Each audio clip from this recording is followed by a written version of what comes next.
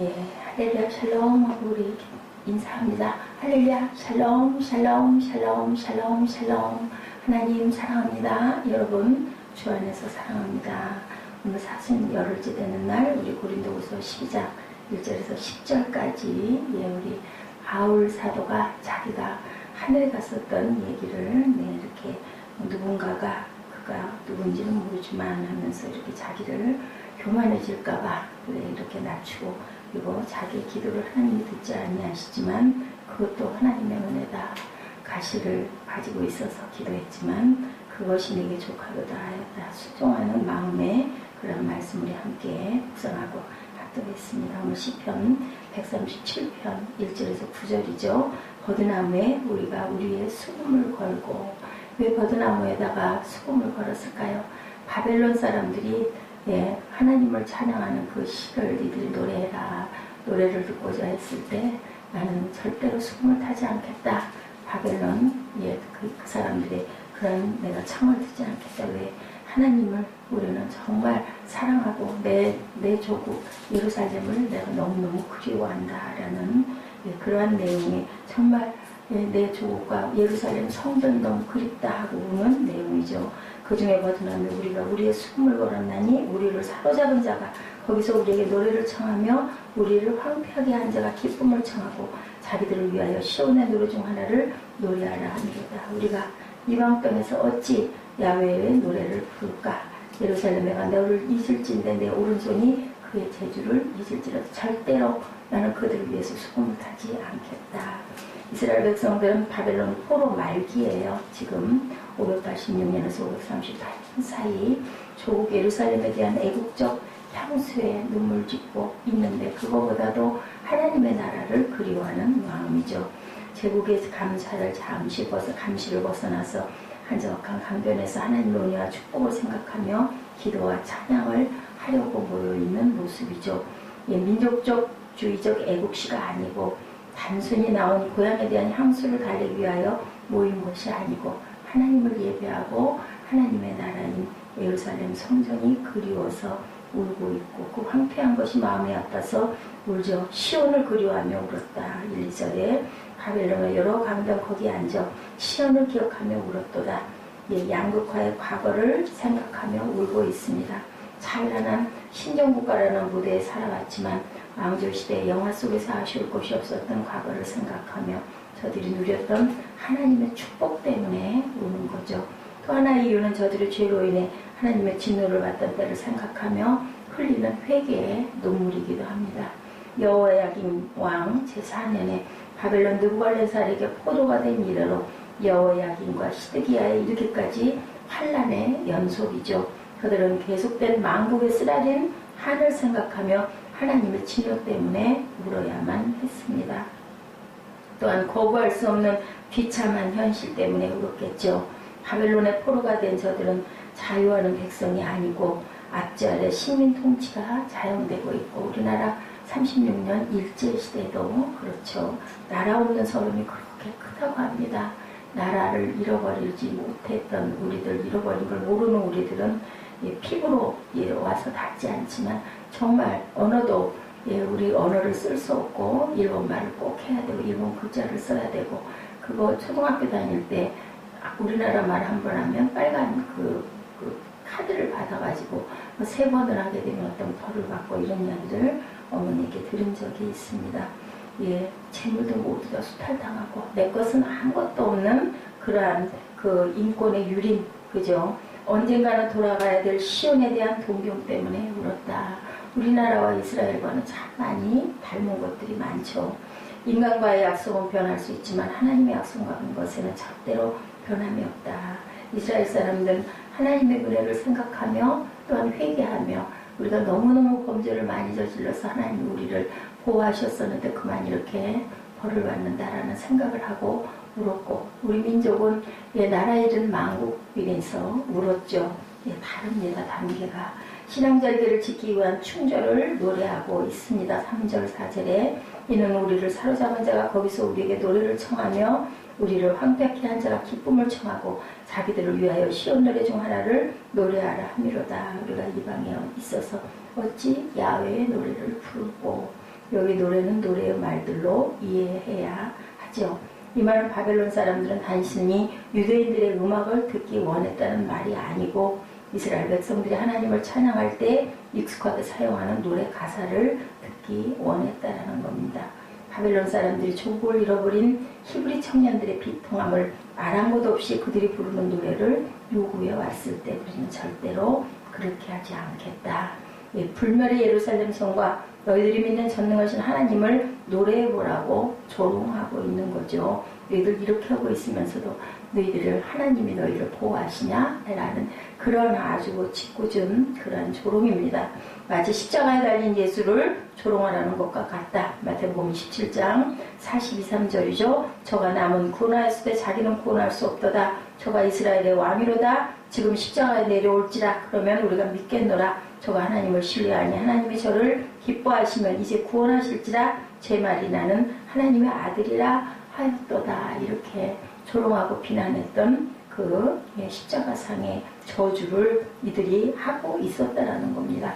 아모스 7장 17절에 야훼께서 말씀하시기를 내 아내는 성읍 중에서 창기가 될 것이요 내 자녀들은 칼에 엎드러지며 내 땅을 줄지어 나누일 것이며 너는 더러운 땅에서 죽을 것이요 이스라엘은 정령 사로잡혀 그 본토에서 떠나니라 하셨느니라. 이방의 음식까지도 이들은 불결하게 생각합니다. 호세아 9장 3절에 저희가 야훼 땅에 거하지 못하며 에브라임이 애굽으로 다시 가고 아수르에서 더러운 것을 먹을 것이니라. 이렇게 선지자들이 예언자들이 예언을 했죠. 왜냐하면 하나님을 떠나서 너무 악하게 살기 때문에 계속 이렇게 경고를 했지만 아무도 돌이키지를 않는 바람에 그만 70년 포로 생활을 하고 있는 것입니다. 그러면서 뼈가 저리게 하나님의 은혜를 생각하고 회개하는 그런 눈물과 기도가 있었던 거죠. 그 바벨론 포로기 말기니 곧 그죠. 너희들 나라로 돌아가라 라는 칙령이 내려지기 전입니다. 바로 전이죠. 비록 나라는 빼앗겼지만 히브리 청년들은 그들의 신앙은 절대로 빼앗길 수 없어서 하나님의 영광을 선포하는 의의 도구로 히브리 청년들은 표현되고 있습니다. 그렇기 때문에 바벨론 사람들에게 저들의 노래를 제공할 수가 없었고 저들의 찬송과 감사는 바벨론 사람들과는 무관하기 때문에 우리가 왜 너희들을 위해서 하나님의 그 노래를 우리가 왜 부르느냐. 예루살렘에 내가 너를 잊을진데 내 오른손이 그 재주를 잊을지로다. 한을 씻고 바벨론 사람 앞에 절대로 숨을 연주하는 것, 오른손으로 악기를 연주하잖아요. 그러니까 내가 그 오른손이 내 그 재주를 다 잊어버렸다. 절대 나는 연주하지 않겠다. 본문 6절에 내가 너를 나의 제일 즐거워하는 것보다 지나치게 아니할진대. 이 말씀은 원문에 따라 지역하면 만일 내가 나의 기쁨의 머리에 예루살렘을 놓지 않는다면 이 됩니다. 기쁨의 머리는 기쁨 중에 기쁨인데 예루살렘 시온을 통하여 얻은 기쁨을 가장 큰 기쁨으로 여기겠다라는 말씀입니다. 신앙의 절개를 저버리고 바벨론 사람 앞에서 그들의 요구에 따라 노래할 때 하나님이 모욕을 당하신다라고 그 이스라엘 민족들은 느낀 거죠. 그런 신앙 철학과 신앙 절개를 가지고 있고 내 혀가 내 입천장에 붙을지로라라고 이렇게 고백합니다. 에스겔 3장 26절에 내가 내 혀로 내 입천장에 붙게 하여 너로 벙어리 되어 그들의 책망자가 되지 못하게 하리니 그들은 패역한 족속이니라.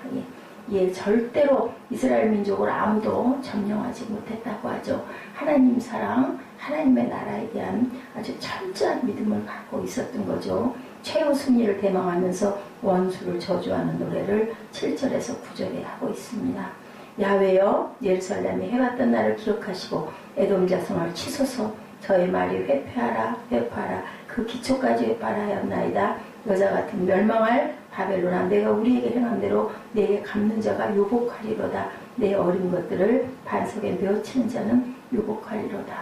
참 잔인한 말인데 그만큼 에돔 자손이 누구예요? 에서의 후손입니다. 이스라엘은 야곱의 후손이죠. 여기서 시편 기자는 복수의 주체를 궁극적으로 하나님으로 보고 있습니다. 하나님께서 바벨론에게 복수하시고 자신들을 본국으로 귀환케 하신 것을 대망하고 있었죠. 이 노래는 원래 원수 바벨론이 망한다는 확신의 노래고 그 망함은 분명하게 일어나죠. 하나님께서 그대로 해주십니다. 여러 해봤던 날은 예루살렘이 멸망하던 날. 신앙은 절대로 낙심하지 않고 기독신자들은 긴 세월 동안 어려움 속에 살아왔지만 절대로 그 절개를 꺾지 않습니다. 과거한 형제의 우선이었던 에돔과 이스라엘은 긴 세월 동안 반목질시하면서 살아오죠. 창세기 25장 25절에 먼저 나온 자는 불꽃 전신이 가돛 같아서 이름을 에서라 하였고, 말라기 1장 2절에서 4절에 나 야훼가 말하노라 에서는 야곱의 형이 아니냐, 그러나 내가 야곱을 사용하고 에서는 미워하였으며 그의 산들을 황무케 하였고 그의 산업을 광야의 실랑에게 붙였느니라. 에돔은 말하기를 우리가 물어뜯임을 당하였으나 황폐한 곳을 다시 쌓으리라 하거니와 나 만군의 야훼는 이르노라 그들은 쌓을지라도 나는 헐리라. 이렇게 말씀합니다. 에돔 족속이 결정적인 틈을 타서 예루살렘을 노략하죠. 이사야 63장 1절에서 4절에 에돔에서 오며 홍의를 입고 보스라에서 오는 자가 누구뇨? 그 화려한 의복 큰 능력으로 걷는 자가 누구뇨?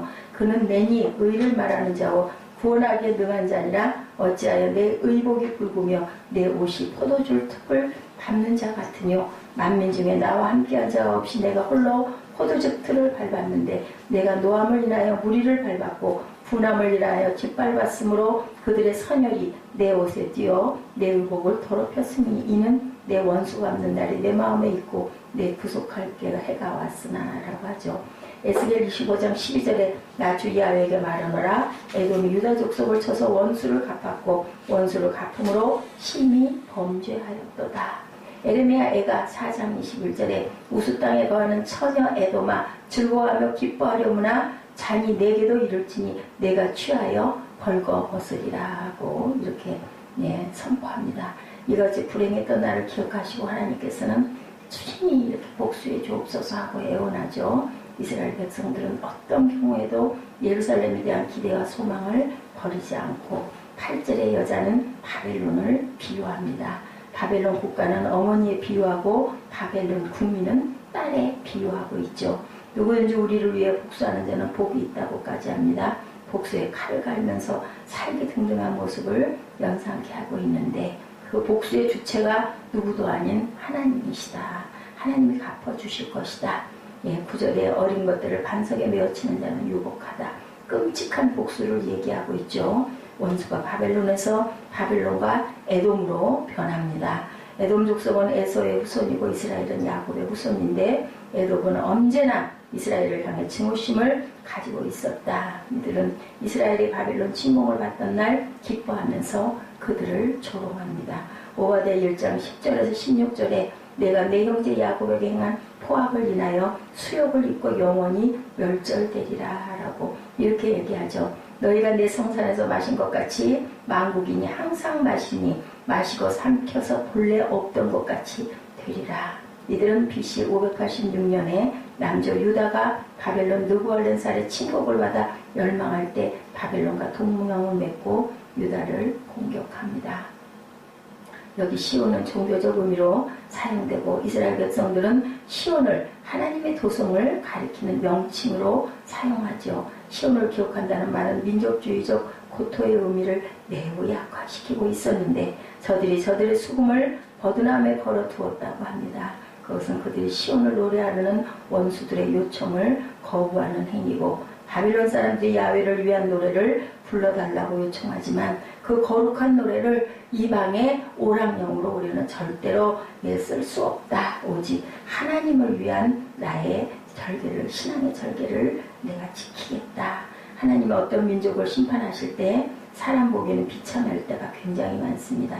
하나님이 어찌 저렇게 하실 수 있을까 하고 반문할 때도 많지만 배후의 원인이 되는 죄악이 하나님의 징계보다 더 비천했던 사실을 볼 줄 아는 영적 눈을 가지고 있어야 된다라고 여기서 저희들에게 말씀합니다.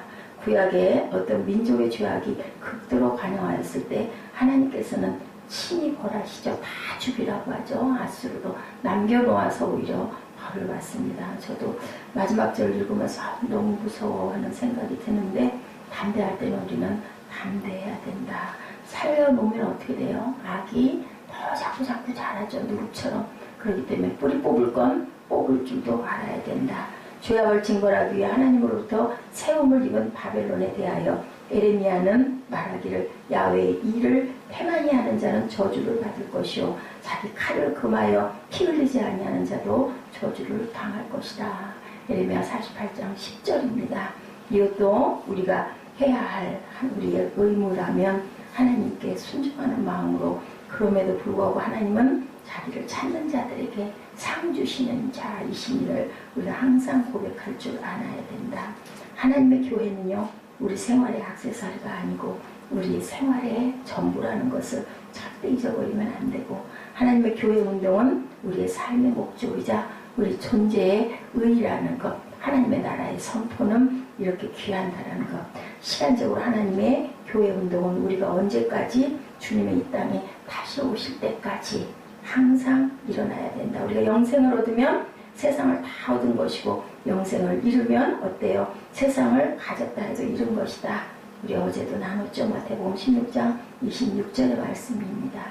하나님의 축복과 은혜를 생각하며 우리가 의분의 눈물을 흘릴 줄 알아야 되고, 하나님의 나라를 위해서 항상 기도하며 우리가 삶으로 또한 실천해낼 줄 아는 저 여러분 되시기를 주님의 이름으로 축복합니다. 기도하시겠습니다.